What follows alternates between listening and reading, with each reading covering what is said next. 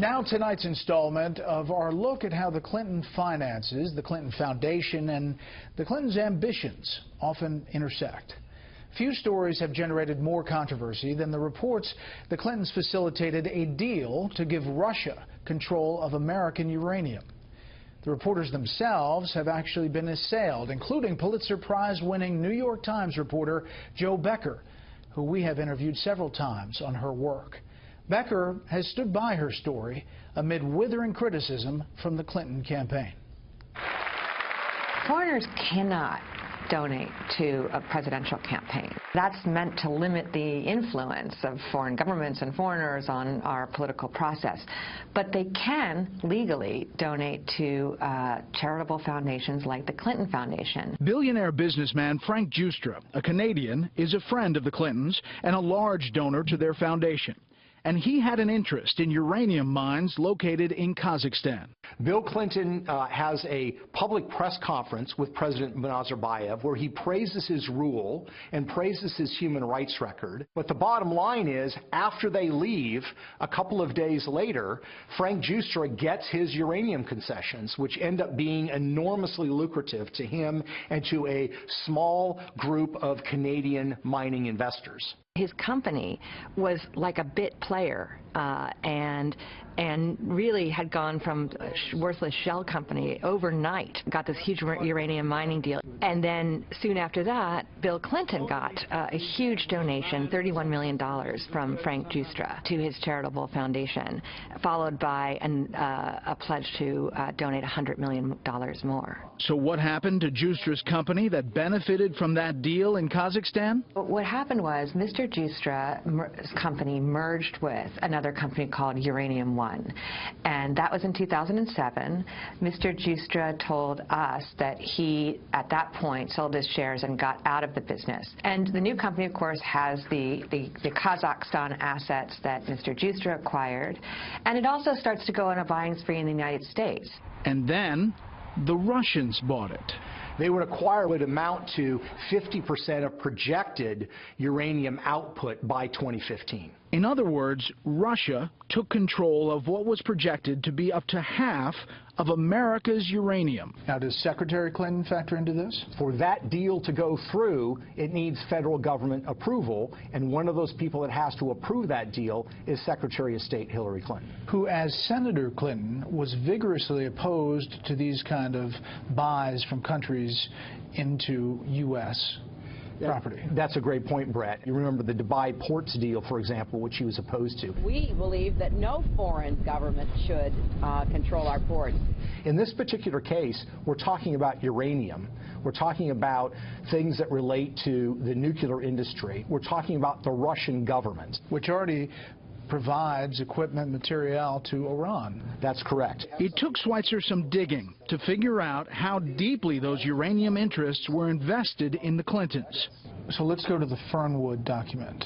Well, Fernwood Foundation is an entity in Canada controlled by Ian Telfer, who ends up being the chairman of Uranium One, which is the Russian-owned uranium company. Ian Telfer, in 2007, made an individual contribution to the Clinton Foundation. They did disclose that. The problem is, based on Canadian tax records, in this particular case, made a payment of $250,000 to the Clinton-Giustra Sustainable Growth Initiative. They are required to disclose the donation. They failed to do that. This is a hidden contribution. And over the course of a couple of years, you're talking about more than $2 million from the Fernwood Foundation to the Clinton Foundation. When you actually go to the Clinton Foundation website itself on disclosures and type in Fernwood, you find no contributions listed whatsoever. When Mrs. Clinton became Secretary of State, she signed a memorandum of understanding with the Obama White House because they understood that having a Secretary of State whose husband is collecting money from various foreign interests could potentially pose conflicts of interest. And so they laid down certain rules. They said you can't take money from a foreign government. And they also required that the Clintons make all of their donors to their family foundation public. And contrary to the agreement that they had with the White House, those donations were never made public. Ian Telfer told the New York Times that he made the donations based on his wish to personally support Mr. Giustra in his charitable work, not based on any relationship to the Clintons. He also said that he never spoke to either President Clinton or then Secretary Clinton about his company, Uranium One. Frank Giustra has said, quote, "The New York Times story presents no evidence of wrongdoing or impropriety, but rather is replete with innuendo and irresponsible, unfounded speculation."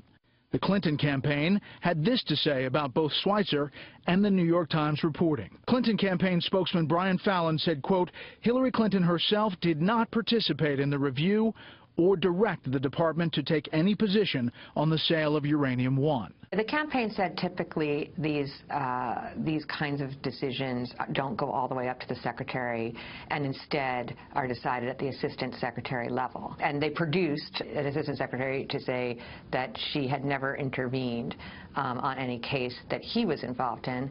But what they didn't say or couldn't answer is, was she briefed? Before this decision was made? They didn't say. Fallon also says, quote, "Without presenting any direct evidence in support of the claim, the Times story, like the book on which it is based, wrongly suggests that Hillary Clinton's State Department pushed for the sale's approval to reward donors who had a financial interest in the deal." Our story doesn't say that. Our story is about how some of the biggest donors to Bill Clinton's foundation built, financed, and eventually sold off to the Russians a company that held huge stakes in Kazakhstan and known American uranium reserves. While she was Secretary of State, the chairman of that company made undisclosed donations during that same time frame. She was part of a process that reviews deals like this, where you have a strategic asset and implications for national security. Becker also takes issue with the Clinton campaign implying her reporting had anything to do with Peter Schweitzer, who you also heard in that segment. To the contrary, Becker says the Times did its own investigating and interviews for its report.